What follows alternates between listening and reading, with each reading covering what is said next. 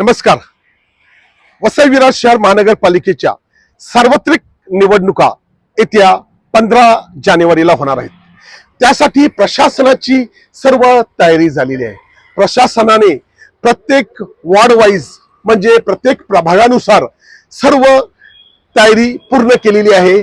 आता प्रशासनाने म्हणजेच वसई विरार शहर महानगरपालिकेचे आयुक्त सूर्यवंशी साहेब हे आता ह्या सर्व बाबतीत काय सांगत आहेत ते आपण ऐकूया. नमस्कार, मी मनोज कुमार सूर्यवंशी, आयुक्त वसई विरार महानगरपालिका. आजच्या या पत्रकार परिषदेमध्ये आपलं स्वागत करतो. येत्या 15 तारखेला जे मतदान होणार आहे 15 जानेवारीला, त्यासाठी संपूर्ण प्रशासन सज्ज आहे. त्याची माहिती देण्यासाठी मी तुम्हाला बोलवलेलं आहे. आपल्याकडे एकूण 29 प्रभाग असून 115 उमेदवार आपल्याला निवडून द्यायचे आहेत. 1 ते 28 मध्ये 4 उमेदवार निवडून द्यायचे आणि 29 प्रभागामध्ये 3 उमेदवार आपल्याला निवडून द्यायचे आहे. यासाठी आपण एकूण 1335 मतदान केंद्रांची निश्चिती केलेली आहे. या 1335 मतदान केंद्रांपैकी शक्यतो आपण असा प्रयत्न केलेला आहे की मतदान केंद्र ग्राउंड फ्लोअरला असतील. या मतदान केंद्रांपैकी 1095 मतदान केंद्र जे आहेत ते ग्राउंड फ्लोअरला आहेत. 218 मतदान केंद्र आहे ते पहिल्या मजल्यावर आहे. पण हे पहिल्या मजल्यावरचे पण जे मतदान केंद्र आहे त्या ठिकाणच्या इमारतींना लिफ्ट आहे याची आम्ही खातरजमा केलेली आहे. त्याच्यामुळे अपंग व्यक्ती वगैरे किंवा जे वृद्ध व्यक्ती असतील त्यांच्यासाठी गैरसोय होणार नाही.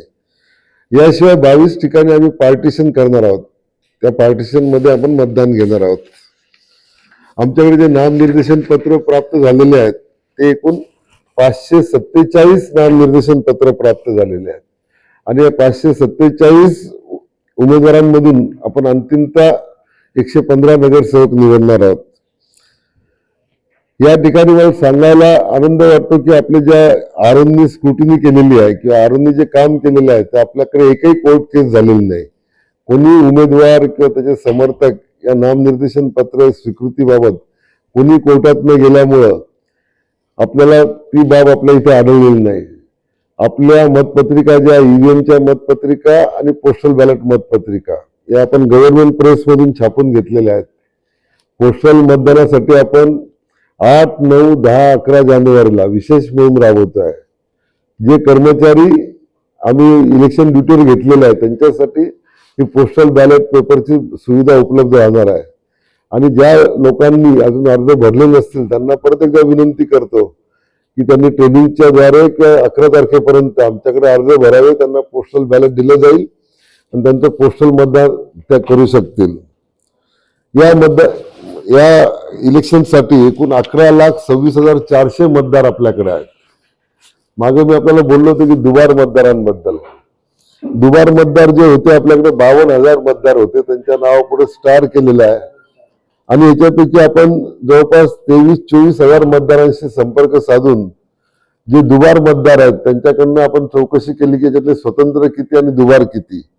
तर आपल्याला 11,082 मतदार हे स्वतंत्र आढळलेले आहे. म्हणजे ते नावं सारखे आहेत पण हे लोक वेगळे आहेत. आणि साधारणतः 10,000 मतदार जे आहेत ते दुबार आढळलेले आहेत. त्याच्यापैकी 5,158 लोकांनी आम्हाला फॉर्म भरून दिलेले आहेत. बाकीच्या लोकांनी फॉर्म ते मतदान केंद्रावर भरून देतील आणि मतदान करतील.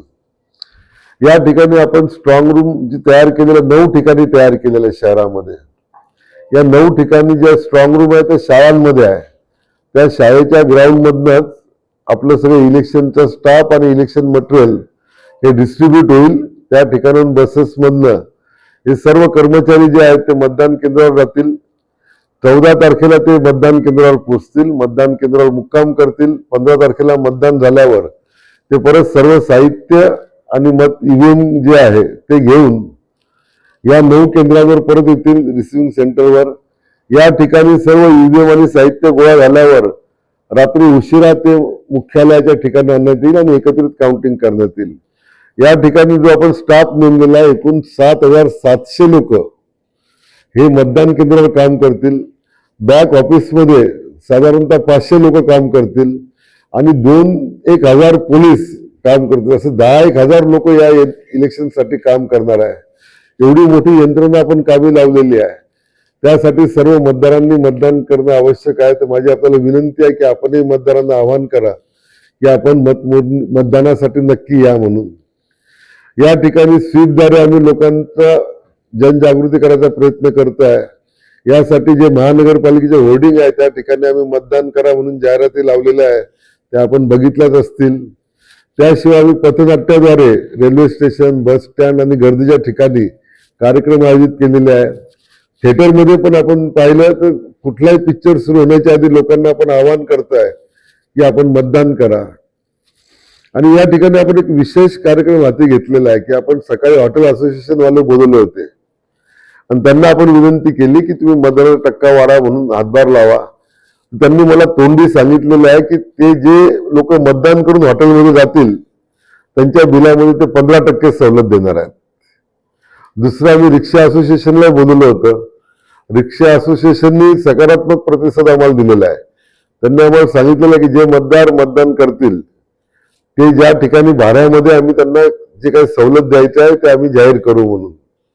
तिसरं केस कर्तव्यालय असोसिएशनला आम्ही बोलवतो आहे. जे लोक मतदान करतील त्यांना केस कर्तव्यालयावाल्यांकडनं सवलत मिळेल याबाबत आम्ही तयारी करतोय. त्याशिवाय आमच्या महानगरपालिकेची जी बस सेवा आहे त्या बस सेवेमध्ये ज्या आम्ही तर महिलांना फुकट प्रवास आहे, ज्येष्ठ नागरिकांना फुकट आहे, दुर्धर आजाराने ग्रस्त फुकट आहे. याच्याशिवाय जे लोक राहिलेले आहेत त्या लोकांना पण भाड्यामध्ये आम्ही 50% सवलत देणार आहोत. त्यांनी फक्त मतदान केलेलं आपलं शाईचं बोट त्या ठिकाणी दाखवलं तर तेवढा पुरावा यासाठी पुरेसा राहील. तर शेवटी ही सर्व व्यवस्था करायला आम्ही अतिशय मेहनत घेतलेली आहे. प्रशासन सज्ज आहे. आता फक्त सर्व मतदारांनी येऊन मतदान करणं आवश्यक आहे. यासाठी सर्वांना आपल्यातर्फे आवाहन करा आणि आमची तयारी मतदानाची पूर्ण झालेली आहे. या ठिकाणी आम्हाला जे ईव्हीएम मिळालेले आहेत ते ईव्हीएम आपण पालघरहून घेतलेले आहेत. 30% ईव्हीएम आपण राखीव ठेवतोय. यासाठी आम्हाला जे ईव्हीएम कमी पडले कारण इलेक्शन कमिशन धुळे कलेक्टरकडनं घ्यायचे आम्हाला आजही दिलेले आहेत आणि धुळ्यावरनं पण राहिलेले ईव्हीएम आपल्याला पूर्ण मिळतील आणि आपल्याला ईव्हीएमची कमतरता भासणार नाही याची आम्ही दक्षता घेतलेली आहे. त्याशिवाय जे काही इलेक्शनसाठी सामान लागतं, जे साहित्य लागतं ते सर्व आम्ही पूर्णपणे प्रोक्यूर केलेलं आहे आणि हे साहित्य वाटपाच्यात आम्ही 14 तारखेला सकाळी ते वाटप करणार आहोत. याबद्दल आता सर्व कर्मचारी आम्ही ट्रेन केलेले आहेत. आता या कर्मचाऱ्यांना एक हँड्स ऑन ईव्हीएम म्हणजे प्रत्येक कर्मचाऱ्यांनी ईव्हीएम कसं वापरायचं हे ईव्हीएमचं ट्रेनिंग आम्ही 8, 9, 10 आम्ही तिथे करणार आहोत. त्या ठिकाणी आरओ स्वतः ते ट्रेनिंग झोनल ऑफिसर मार्फत देतील.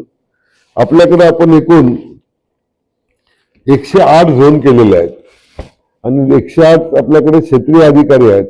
हे क्षेत्रीय अधिकारी वाहनाद्वारे ते मतदानाची जी टीम आहे ती मतदान केंद्रावर घेऊन जातील आणि मतदान झाल्यावर या टीमला परत आपल्याकडे रिसिव्हिंग सेंटरला घेऊन येतील. हे झाल्यानंतर आपण 16 तारखेला सकाळी जे मतदान करणार आहोत ते एकाच ठिकाणी करणार आहोत. त्याला आपण कलर कोड केलेले आहेत आणि एकाच वेळेला 115 म्हणजे 29 प्रभागातले 115 वॉर्डचं आपण मतमोजणी एकाच वेळेला सुरू करणार आहोत आणि मला वाटतं की 10ला सुरू झाल्यावर दुपारी 2 वाजेपर्यंत चित्र आपलं स्पष्ट होईल. धन्यवाद.